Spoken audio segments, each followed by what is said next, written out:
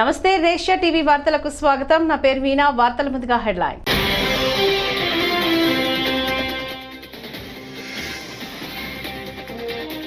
ఇవాళ మా విలువైన భాగస్వాములను కలిసాం. ఎన్డీఏ భేటీపైన మోదీ స్పందన.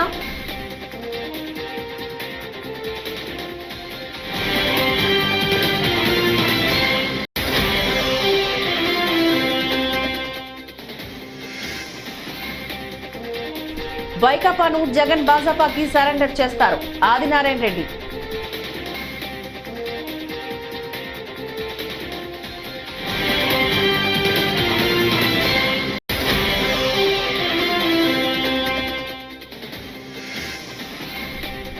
ప్రజా తీర్పునకు అనుగుణంగా కూటమి పనిచేయాలి.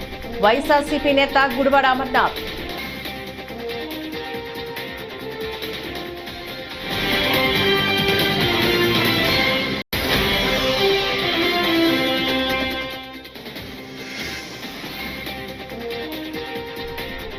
ఆంధ్ర ఓటర్లు కూటమిని భారీ మెజార్టీతో గెలిపించి ఊహించని తీర్పు. బుద్ధా వెంకన్న.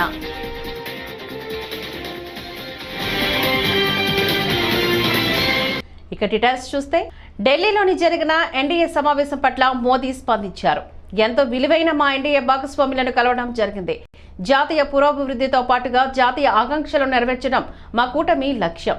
140 కోట్ల మంది దేశ ప్రజల అభ్యున్నతకై పాటుపడడంతో పాటుగా వికసిత భారత దిశగా కృషి చేస్తాం అంటూ మోదీ ట్వీట్ చేశారు. ఈ సందర్భంగా ఎన్డీఏ సమావేశం ఫోటోలను కూడా మోదీ పంచుకున్నారు.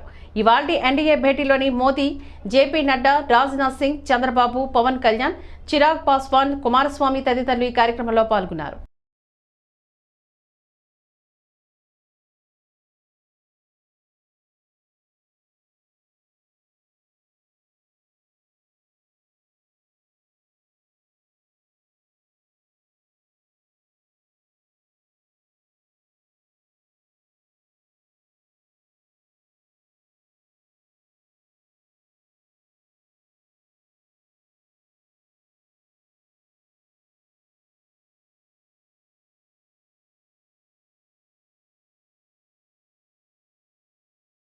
అతి త్వరలోనే వైకాపాను జగన్ భాజపాకు సరెండర్ చేస్తారని ఆ పార్టీ ఎమ్మెల్యే ఆదినారాయణ రెడ్డి అన్నారు.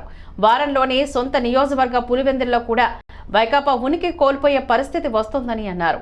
వివేక హత్య కేసును త్వరగా తేలుస్తామన్న ఆయన, ఢిల్లీ మద్యం కేసులో భారతీ ప్రమేయం పైన విచారణ చేస్తామని అన్నారు. జగన్మోహన్ రెడ్డిని 150 రకరకాల ప్రయోగాలు వాళ్ళతో చేయించాలనుకునేది.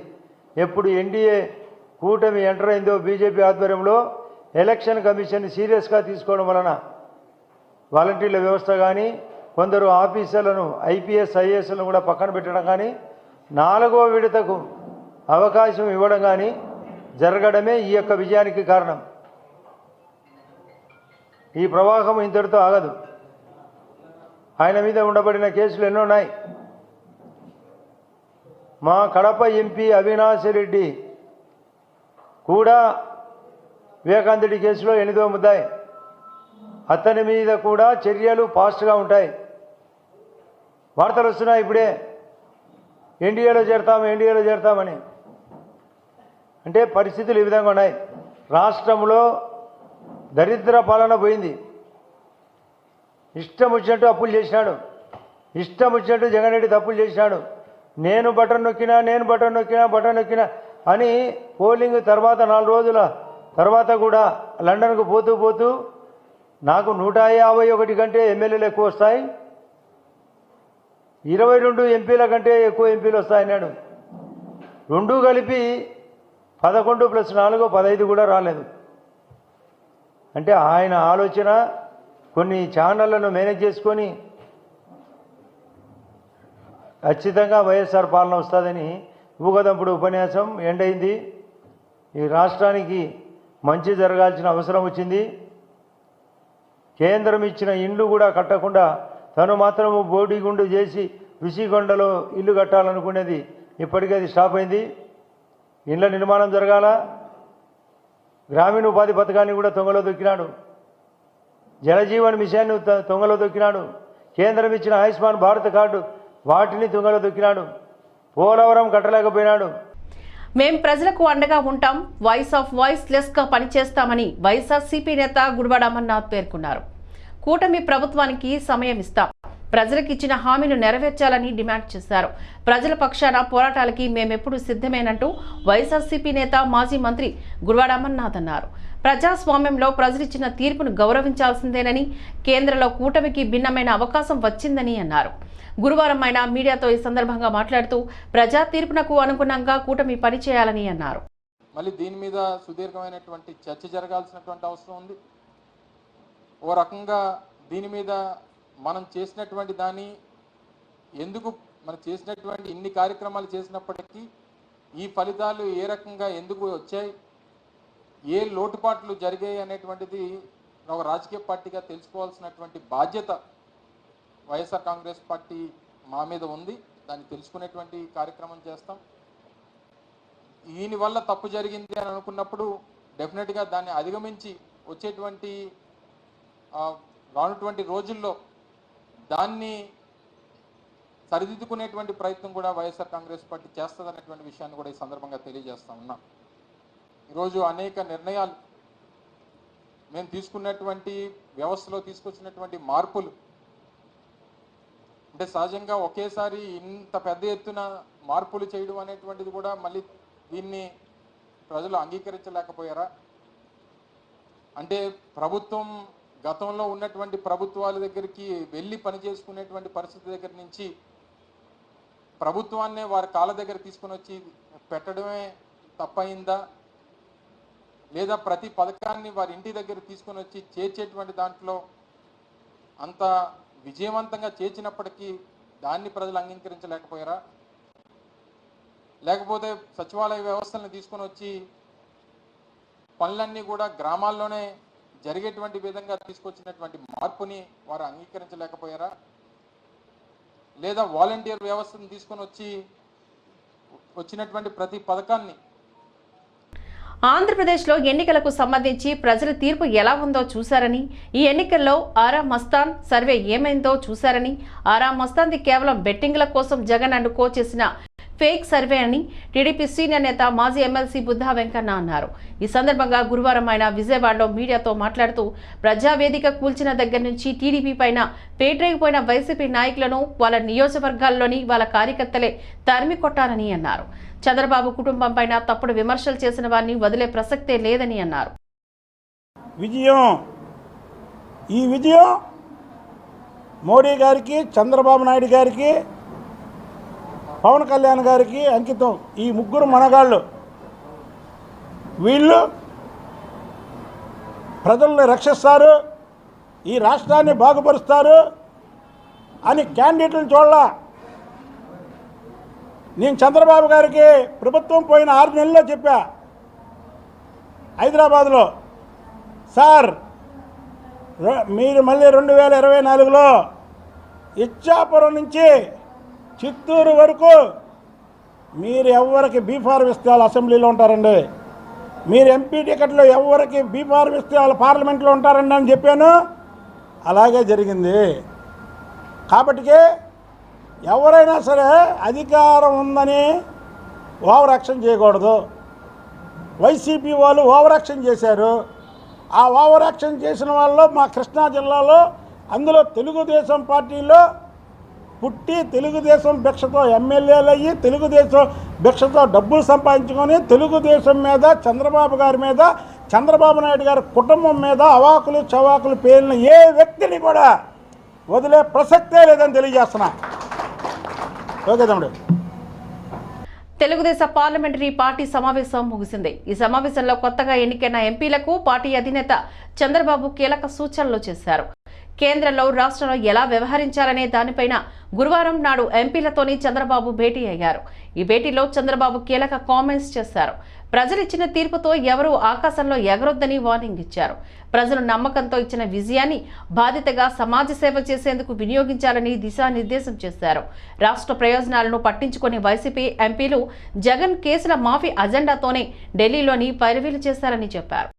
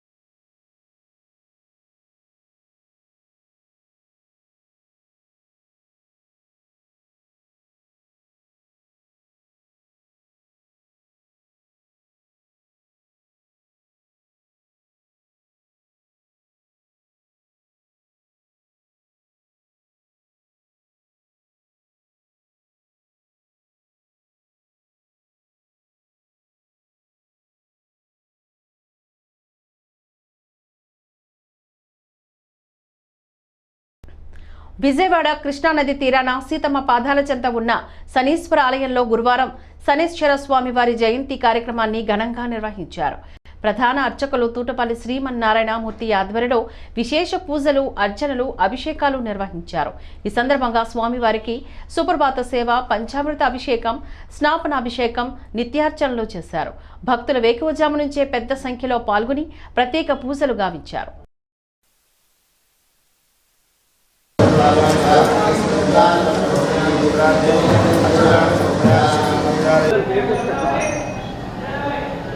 శ్రీ గురుభ్యో నమః. తూటపల్లి శ్రీమన్నారాయణమూర్తి ప్రధాన అర్చకులు, విజయవాడ ప్రత్యేక శనీశ్వర స్వామివారి దేవాలయం, సీతమ్మవారి పాదాల వద్ద, విజయవాడ. నీలాంజన సమాభాసం రవిపుత్రం జమాకృతం ఛాయామార్తాండ సంభూతం తమ నమామి శనీశ్వరం. ఈరోజు శనీశ్వర స్వామివారి జయంతి, వైశాఖ బహుళ అమావాస్య శనీశ్వర జయంతి. ఈ సందర్భంగా విజయవాడలో వేంచేసిన ప్రత్యేక శ్రీ శనీశ్వర స్వామివారి దేవాలయంలో ఈరోజు స్వామివారికి విశేషమైనటువంటి పూజలు జరుగుతున్నాయి. ఈరోజు స్వామివారికి వేకువజామునే సుప్రభాత్ సేవ, అనంతరం స్వామివారికి పంచామృతాభిషేకం, స్నపన, నిత్యార్చనలు జరిగినాయి. తర్వాత స్వామివారికి జయంతి నాడు జరిగేటువంటి అష్టోత్తర శత కలశార్చన అభిషేకం, ప్రతి సంవత్సరం నిర్వహించేటువంటి ఈ అభిషేకం ఈరోజు కూడా చేస్తున్నారు.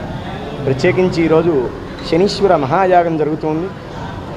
ఈరోజు శని భగవానుడికి ప్రీతికరమైనటువంటి రోజు కాబట్టి శని ప్రీతిగా చేసేటువంటి తైలాభిషేకం, తిలదానం, స్వామివారి యొక్క హోమం ఇవన్నీ చాలా విశేషమైనటువంటి ఫలితాలను ఇస్తాయి.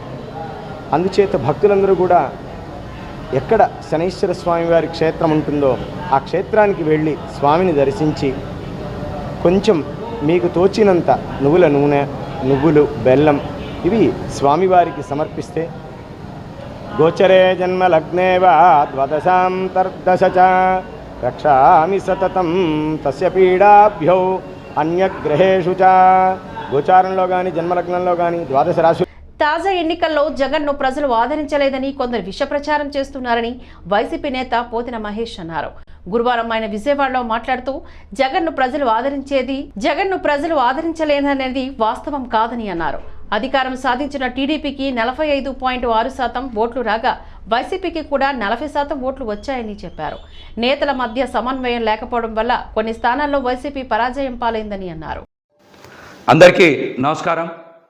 కూటమికి సారథ్యం వహించి విజయం సాధించినటువంటి చంద్రబాబు నాయుడు గారికి, అదేవిధంగా జనసేన పార్టీ అధ్యక్షులు పవన్ కళ్యాణ్ గారికి, బీజేపీ అధ్యక్షురాలు పురంధరేశ్వరి గారికి శుభాకాంక్షలు తెలియజేస్తున్నా.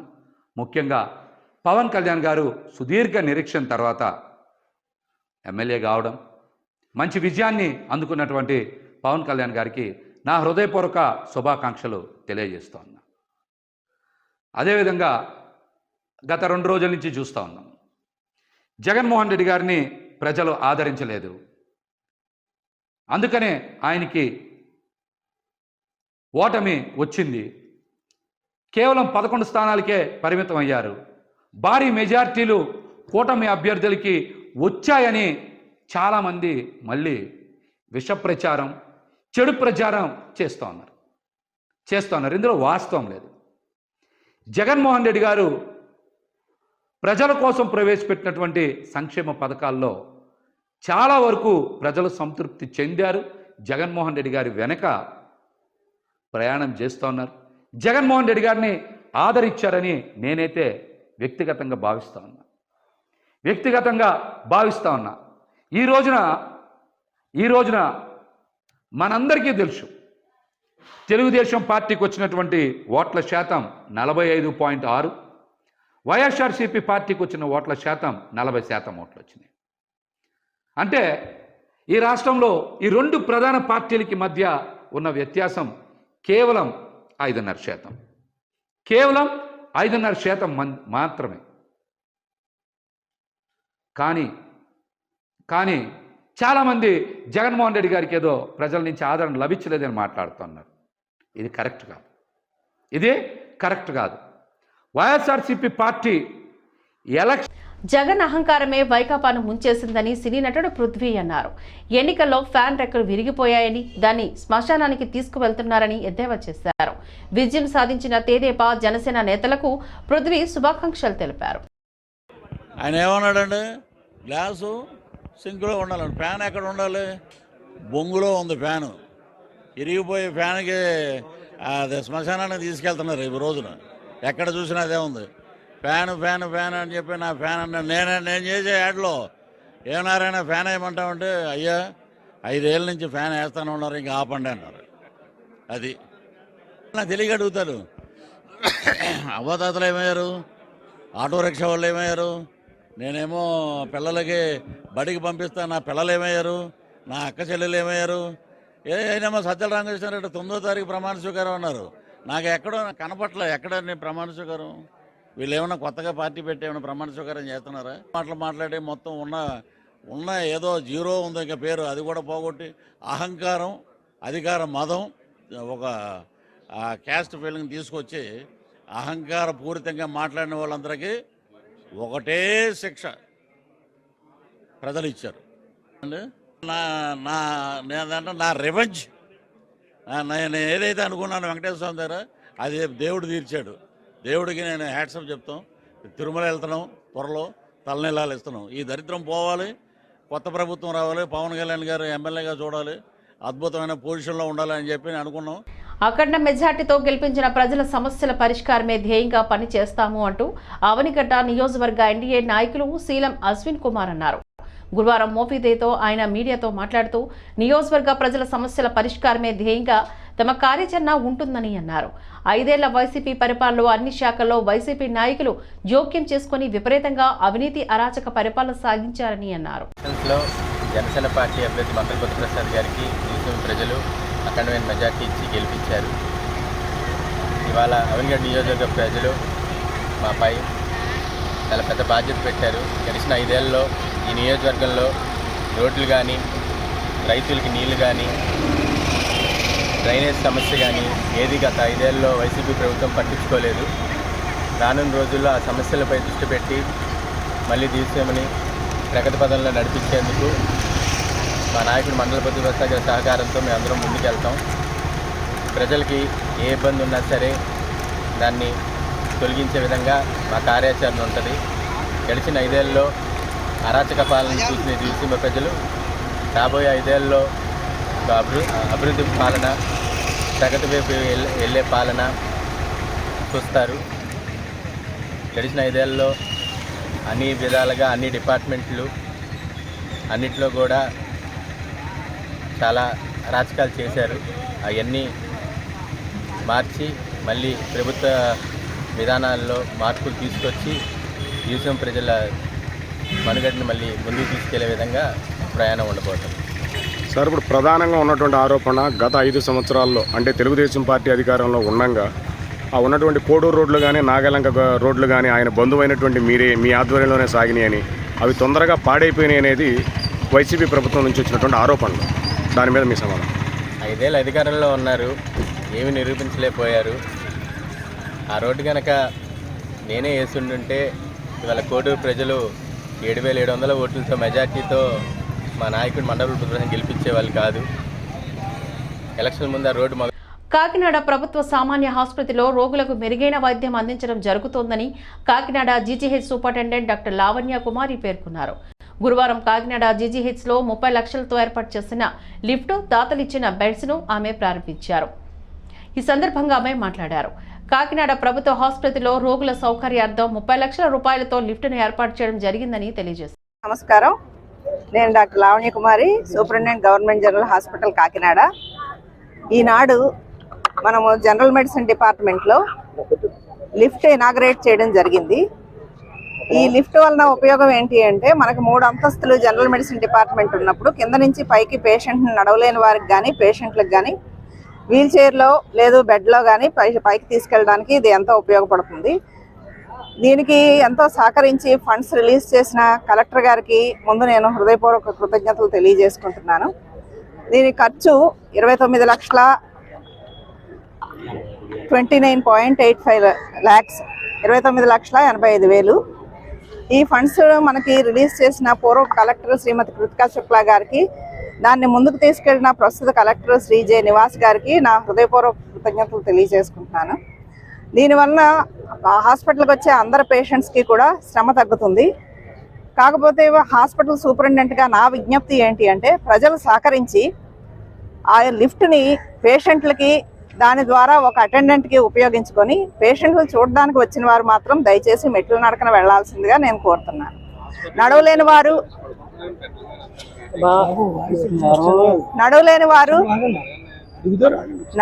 వారు పేషెంట్లు అందరూ కూడా లిఫ్ట్లో వెళ్ళొచ్చును. మరలా క్యాజువాలిటీకి విశ్రాంత కలెక్టర్ శ్రీ సిబి రావు గారు 20 లక్షలు డొనేట్ చేస్తున్నారు. దానితో మనము 9 ICU బెడ్స్ మరియు 9 మానిటర్స్ కొని CICUని నూతనంగా ఆధునీకరించి పేషెంట్లకు ఉపయోగపడేలాగా మనం అందుబాటులోకి తీసుకొని వచ్చాం. ఈవేళ దాని ఇనాగ్రేషన్ కూడా జరిగింది. సో ఈ విధంగా ఎంతో అభివృద్ధి చెంది గవర్నమెంట్ జనరల్ హాస్పిటల్ ప్రజల ముందుకు వస్తుంది. దీన్ని ప్రజలందరూ కూడా ఉపయోగించుకోవాలని చెప్పేసి హాస్పిటల్ తరఫున సూపరింటెండెంట్గా కోరుతున్నాను. ధన్యవాదాలు. రాష్ట్రంలో వైసీపీ అరాచక పాలనకు ప్రజలు స్వస్తి పలికారని నాయకులు బొబ్బిలి గోవింద్ పేర్కొన్నారు. గురువారం కాకినాడలో కాకినాడ సిటీ ఎమ్మెల్యేగా వనమాడి కొండబాబు భారీ మెజార్టీతో విజయం సాధించడంతో ఆయన నివాసం వద్ద 27, 28, 30 డివిజన్కు చెందిన బొబ్బిలి గోవిందు, శుంకర శేఖర్, శుంకర కుమార్, దవలూరి వీరభద్రరావు, నామ విష్ణు, నామరాజు, నామ శివ, నాగం శ్రీను, వీరన్న, రాజు తదితరులు కొండబాబుకు సాల్వా కప్పి అభినందించారు. 2019లో తెలుగుదేశం పార్టీ ఓడి వైఎస్ఆర్సీపీ అరాచక పాలన చేయడం జరిగింది. ప్రజలందరూ కూడా, ఆంధ్రప్రదేశ్ ప్రజలందరూ కూడా ఈ 5 సంవత్సరాలు ఈ అరాచక పాలనని ఎప్పుడు పోతాదా అని ఆలోచించారు. అదేవిధంగా ఎవరో కూడా, ఎందుకంటే మాట్లాడితే కేసులు పెట్టడం, మాట్లాడితే జైలు పంపించడం, అక్రమ కేసులు పెట్టడం, ఇలాంటివన్నీ చేసినటువంటి అరాచక పాలన ముఖ్యమంత్రి వైఎస్ జగన్మోహన్ రెడ్డిని ఇంటికి పంపించాలని 2004లో ఎవరో కూడా బయట మాట్లాడకుండా చక్కగా ఓటు రూపంలో న్యాయం చేశారు. మన ఆంధ్ర రాష్ట్ర ప్రజలకు, ముఖ్యంగా కాకినాడలో ఇంకా అరాచకాలు జరిగినాయి. ఈ అరాచకాలు పోవడానికి ముఖ్యంగా ప్రజలు సరైన బుద్ధి చెప్పారని అందరికీ మనవి చేస్తున్నాం. అదేవిధంగా ఇవాళ కాకినాడలో కొండబాబు గారికి అత్యధిక మెజార్టీ 55,200 ఓట్లు మెజార్టీతో రావడం, ఈ మాకు సుమారు నాకు 40 సంవత్సరాల నుంచి రాజకీయాల్లో ఉన్నాను. ఈ 40 సంవత్సరాల్లో కూడా ఎప్పుడు కనీ ఎరగని మెజార్టీ వచ్చింది. దానివల్ల కాకినాడ ప్రజలందరికీ కూడా తెలుగుదేశం పార్టీ, జనసేన, బీజేపీ కార్యకర్తలు, నాయకులందరూ కూడా హృదయపూర్వక నమస్కారాలు తెలియజేస్తున్నాం. అదేవిధంగా మాకు 27వ వార్డు, 30వ వార్డు ఇన్ఛార్జిగా వేయడం జరిగింది. అందులో 27, 30లో కూడా కార్యకర్తలు, నాయకులు కూడా చాలా కష్టపడి ప్రతి ఇంటింటికి తిరిగి మన ప్రజల యొక్క మన్ననలో పొంది ఇవాళ ఇంత అత్యధిక మెజార్టీ రావడానికి కారణం మన ప్రజలు గమనించారు. ఇక్కడి నుంచి ఏ రాజకీయ నాయకులైనా సరే కంపల్సరీ ప్రజలకి కావలసినటువంటి వాళ్ళకి అవసరాలు తీరుస్తూ ప్రజలకు ఉపయోగపడే పనులు చేస్తూ ఉండాలని నాయకులందరికీ కూడా నేను మరొకసారి మనవి చేస్తూ సెలవు తీసుకుంటాను. కూటమికి పట్టం కట్టిన రాష్ట్ర ప్రజలకు శాసన మండలి ప్రతిపక్ష నేత యనమల రామకృష్ణుడు కృతజ్ఞతలు తెలిపారు. ప్రజా తీర్పుతో కూటమి చరిత్ర సృష్టించిందని తుని మండలం తేటగుంట టీడీపీ కార్యాలయంలో యనమల మీడియాకు వెల్లడించారు. నాయకుల ప్రవర్తన సరిగా లేకపోతే ప్రజలు గుణపాఠం చెప్తారన్న దానికి ఎన్నికలే ఫలితాలే ఉదాహరణ అని అన్నారు. వైసీపీ మంత్రులు, ఎమ్మెల్యేలు ప్రజల సంపదను దోచేసి ధనవంతులయ్యారని ఆరోపించారు. సహకరించినటువంటి వాళ్ళకి నా హృదయపూర్వకమైనటువంటి కృతజ్ఞతలు తెలియపరుస్తూ ఉన్నా. అదేవిధంగా తెలుగుదేశం పార్టీ యొక్క కృషికి తుని నియోజకవర్గంలో ఒకవైపు తెలుగుదేశం పార్టీ కాడరు, నాయకులు, మరొకవైపు జనసేన సైనికులు, వాళ్ళ లీడర్సు, మరొకవైపు బీజేపీకి సంబంధించినటువంటి నాయకులు, కష్టపడి పనిచేసి తెలుగుదేశం పార్టీ విజయానికి సహకరించినందుకు వారికి కూడా నా ప్రత్యేకమైనటువంటి ధన్యవాదాలు, కృతజ్ఞతలు కూడా తెలియపరుస్తూ ఉన్నా. చాలా సంవత్సరాల తర్వాత మళ్ళీ హిస్టరీ రిపీట్ చేశారు. 3 సార్లు తుని నియోజకవర్గంలో తెలుగుదేశం పార్టీ బలంగా ఉన్నప్పటికీ కూడా కొన్ని కారణాల వల్ల ఓడిపోవడం జరిగింది. ఇప్పుడు ఆ కారణాలన్నీ కూడా ప్రక్కన పెట్టి కూటమికి విజయం సాధించడానికి సహకరించడం జరిగింది.